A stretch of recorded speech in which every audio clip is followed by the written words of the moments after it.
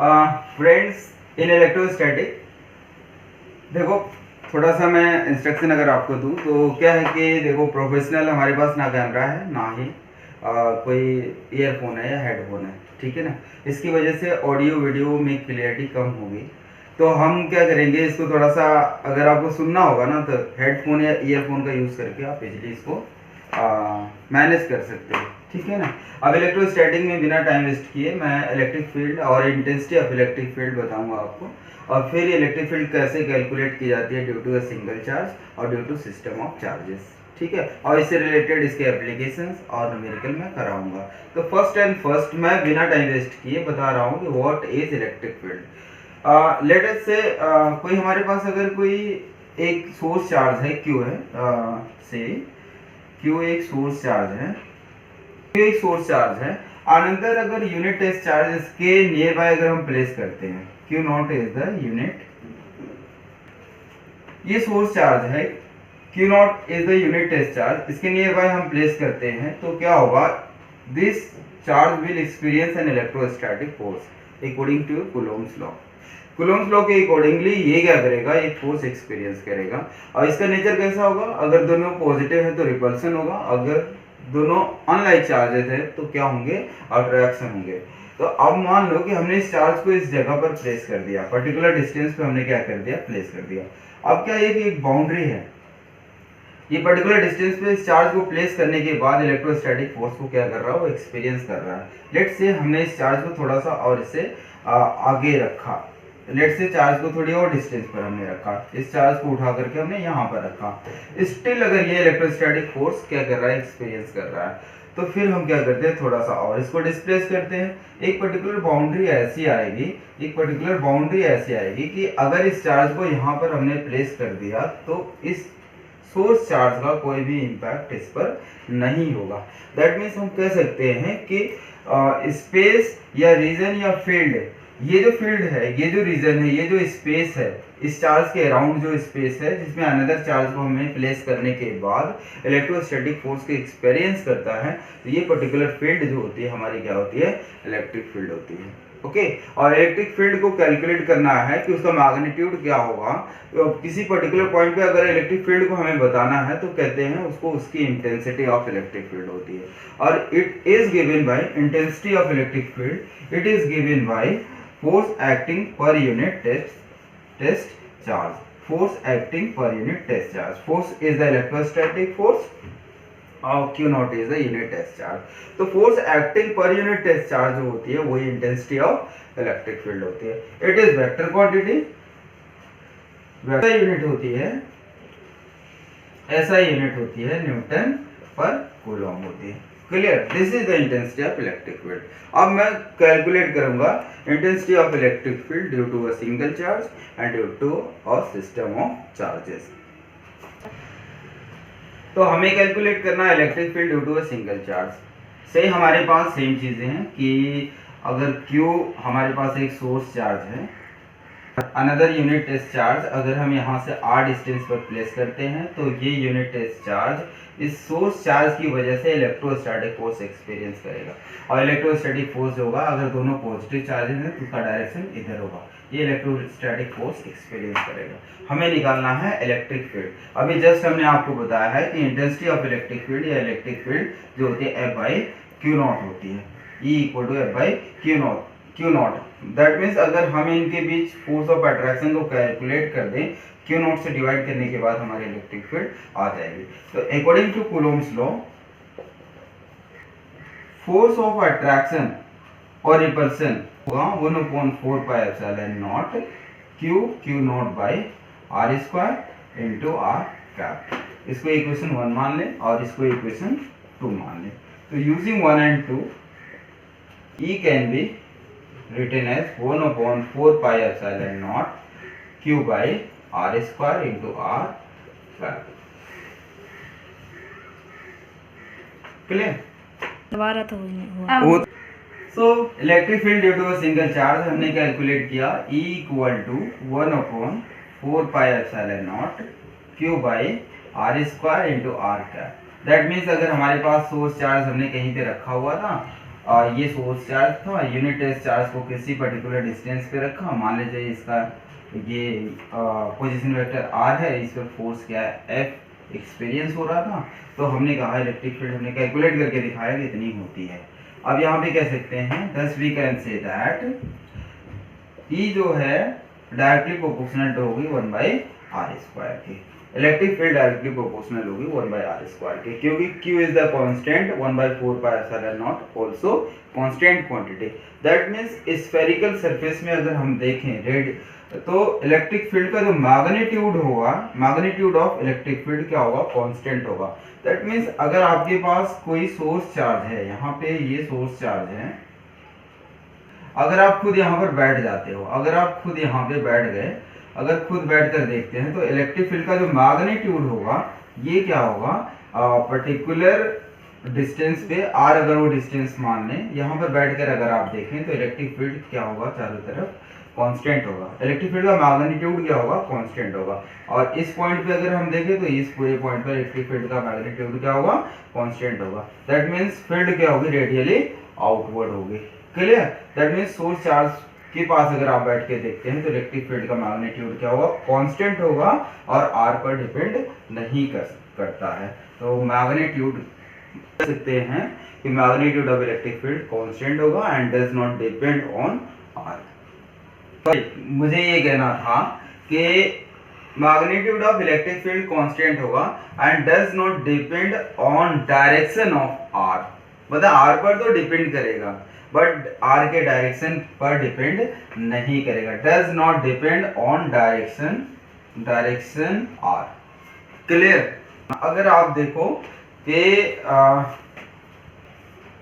अगर आप देखो इलेक्ट्रिक फील्ड और r में अगर ग्राफ प्लॉट करते हैं, इलेक्ट्रिक फील्ड या intensity of electric field origin है x एक्सिस, y एक्सिस, और r में अगर आप ग्राफ प्लॉट करते हैं तो इसका नेचर क्या होगा, इस तरह से होगा। ठीक है? और अगर आपका ग्राफ इलेक्ट्रिक फील्ड और 1/r² में प्लॉट करें तो ये क्या होगा, स्ट्रेट लाइन होगा। क्लियर?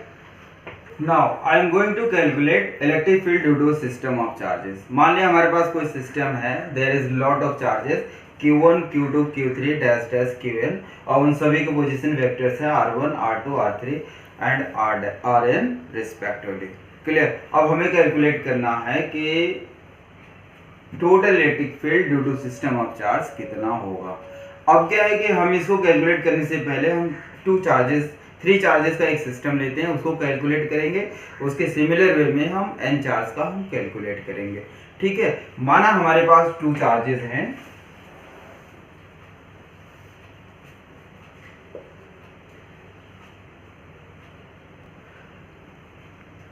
Q1 इसका पोजीशन वेक्टर R1 है एंड चार्जेस Q2 है, इसका पोजीशन वेक्टर R2 है, और एक यूनिट टेस्ट चार्ज Q0 हम रख रहे हैं, इसका पोजीशन वेक्टर यहाँ से मान लेते हैं R0 है। R0 is the position vector of charge Q0। Clear? अब क्या है कि हमें इलेक्ट्रिक फील्ड बताना है eight Q0 due to Q1 and Q2। इसके लिए हमें देखो यहाँ पे हम देखें, अगर position of Q0 with respect to Q1, तो हम ये कह सकते हैं कि ये P is an arbitrary point at which Q0 is placed. P हम एक आर्बिट्री पॉइंट मान लेते हैं जहाँ पर Q0 को हमने प्लेस कर रखा है। ठीक है? तो हम डायरेक्टली इलेक्ट्रिक फील्ड के फॉर्मूले से स्टार्ट करते हैं। हमारे इलेक्ट्रिक फील्ड का जो फॉर्मूला अभी जस्ट हमने कैलकुलेट किया था वो क्या था, 1/4πε0 Q/r² इंटू r² था। ठीक है? इसी का यूज करके हम कैलकुलेट करेंगे।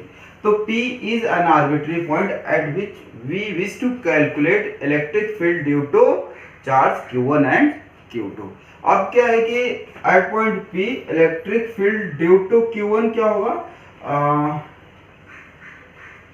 One more thing before calculating electric field at point P, let me tell you some fact related to nature of electric field, जैसा हमने पहले बताया था आपको कि जो इलेक्ट्रिक फील्ड होती है, मैंने आपसे कहा था क्लियरली कि ये डायरेक्टली प्रोपोर्शनल टू 1/r² होती है। दैट मीन्स अगर सोर्स चार्ज पर आप बैठ कर देखें तो उसके स्फेरिकल जो फील्ड बनती है वहां पर इलेक्ट्रिक फील्ड का मैग्नीट्यूड क्या होगा, कांस्टेंट होगा और आर के डायरेक्शन पे वो डिपेंड नहीं करता। इस तरह से अगर हम देखें तो अगर कोई पॉइंट चार्ज है तो इससे जो इलेक्ट्रिक फील्ड होती है रेडियली आउटवर्ड निकलती है।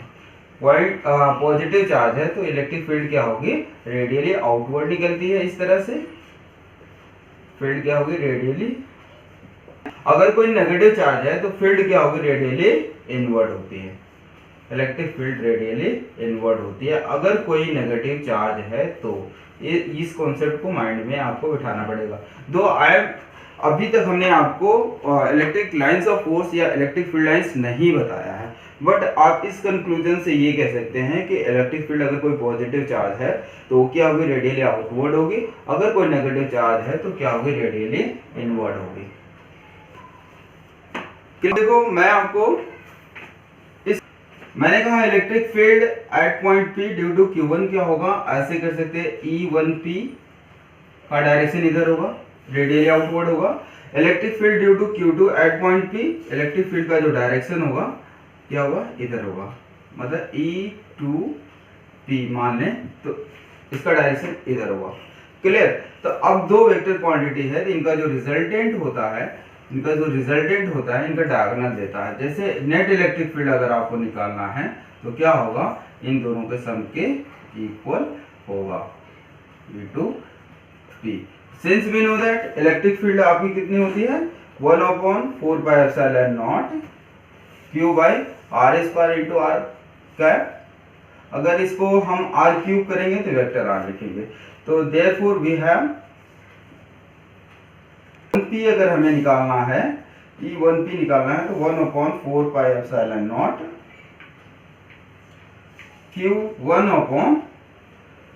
Q1/r1P का स्क्वायर इंटू r1P पर कैप होगा। एंड E2P जो होगा हमारा, E2P will be equal to 1/4πε0 Q2/r2P का स्क्वायर इंटू r2P पर कैप होगा। इसको इक्वेशन 2 मान लें और इसको इक्वेशन 1 मान लें यूजिंग 1 एंड 2।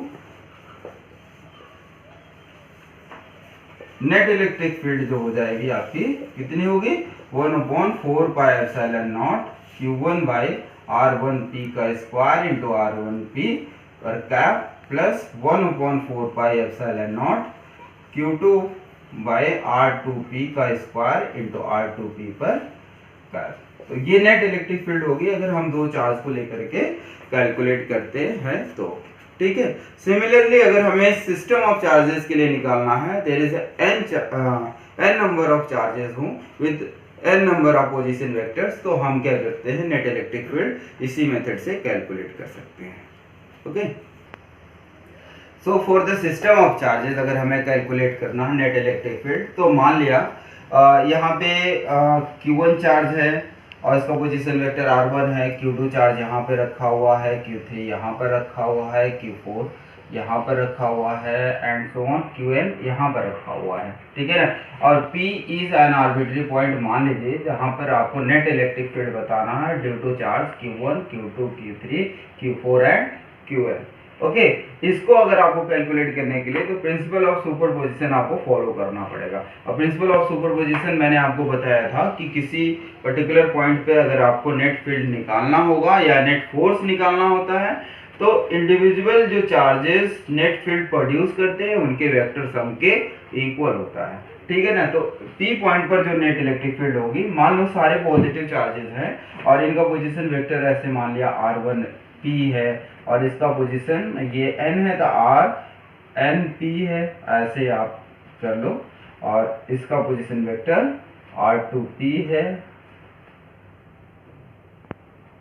और इसका r3P है और इसका r4P है। तो नेट इलेक्ट्रिक फील्ड जो होगा क्या होगा कि इस तरह से कि ये फील्ड होगा E1P का डायरेक्शन इधर होगा, और 2 है E2P का डायरेक्शन इधर होगा, E3 का डायरेक्शन क्या होगा, इधर होगा, और E4 का डायरेक्शन इधर होगा, E4P होगा, ठीक है ना। और En का जो डायरेक्शन होगा इधर होगा, En का डायरेक्शन इधर होगा। अब मैंने आपको बताया था कि polygon method of vector addition, polygon method of vector addition में आपने कैलकुलेट किया होगा कि जैसे n अगर वेक्टर क्वांटिटी होती है उनको पॉलीगन मेथड से, मतलब ट्रायंगल मेथड से अगर आपको ऐड करना है तो क्या करते हैं, जो फर्स्ट होता है, जैसे मान लो यहाँ पर